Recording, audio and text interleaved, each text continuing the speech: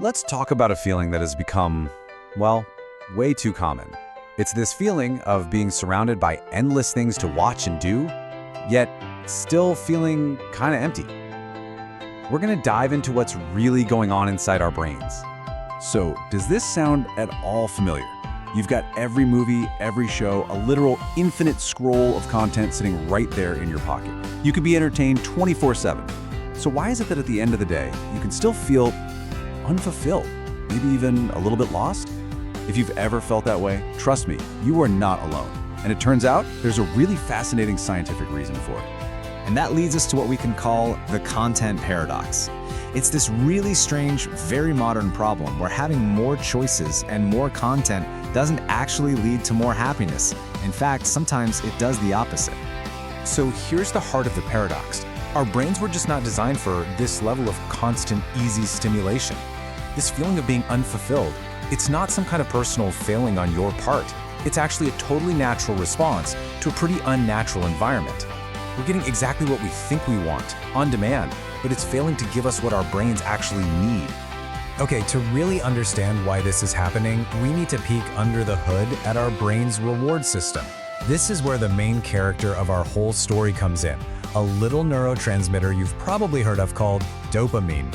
Now, there's a huge misconception about dopamine. We'd all call it the pleasure molecule, but that's not quite right.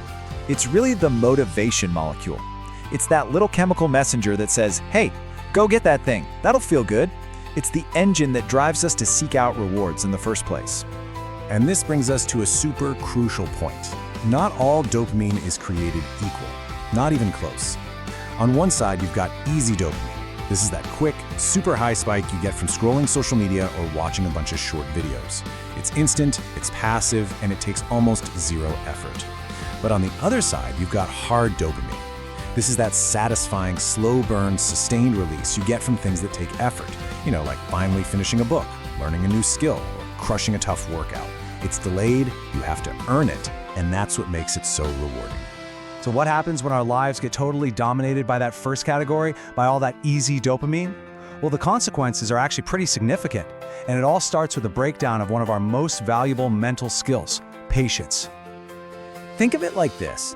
If you're constantly feeding your brain a diet of high sugar, instant gratification content, it starts to expect that all the time.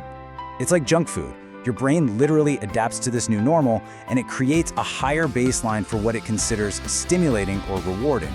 And this right here is how we get caught in that downward spiral. First, we overload on easy dopamine. Then, because of that, our baseline for what feels good actually rises.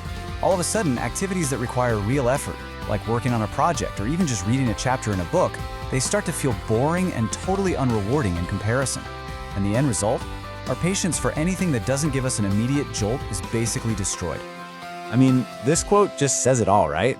Why would your brain ever choose the long, hard path of, say, building a business or learning an instrument when it knows it can get a quick, easy, satisfying hit from just opening up an app? It doesn't just prefer the easy path, it starts to actively avoid effort.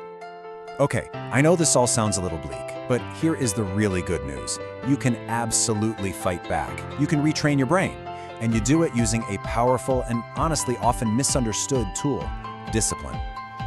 For a lot of us, when we hear the word discipline, we cringe.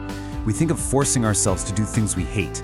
We see it as this punishment or self-torture, this grim, joyless way to live. But that is a complete misunderstanding of what it's for, especially in this context. The reality is actually so much more empowering. Discipline isn't about torture, it's about neurotraining. It's the conscious act of choosing that hard dopamine path just long enough and just often enough to lower your pleasure baseline back to a healthy normal. It's how you literally teach your brain that effort itself can feel good again.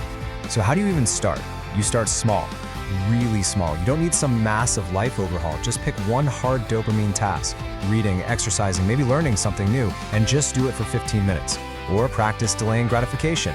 Tell yourself you'll watch that show after you finish the dishes.